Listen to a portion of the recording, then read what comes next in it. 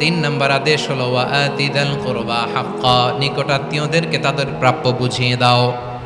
এই নিকটাত্মীয়দেরকে তাদের অধিকার বুঝিয়ে দেওয়া, প্রাপ্য বুঝিয়ে দেওয়াতে আমাদের গাফলতি আছে না নাই? চট্টগ্রামে নাই? মাশাআল্লাহ আছে, আছে। অনেকে দেখবেন অনেক আল্লাহওয়ালা তাহাজ্জুদ গুজার, সেজদা দিতে দিতে কপালে কালো দাগ ফেলে দিছে, সে তার বোনের হকটা আদায় করে নাই। আছে না নাই? হ্যাঁ, এখানেও আছে। সর্বনাশ। অনেক বড় হাজী সাহেব, বিশাল লম্বা দাড়ি, ছেলেরে সব দিয়ে দিছে, মেয়েরে কিছু দেয় নাই, মেয়ের হক আদায় করে নাই।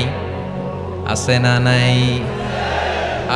এই হাজী সাহেবেরা, এই আল্লাহওয়ালারা কিয়ামতের ময়দানে আটকে যাবে। আপনি অন্যের অধিকার নষ্ট করেছেন, তাদের রাইটসকে ভায়োলেট করেছেন। এজন্য আল্লাহ তাআলা বলেন, কারো অধিকার যদি কেউ নষ্ট করে, ওই সমাজটা মানবিক সমাজ কঠিনকালেও হতে পারে না।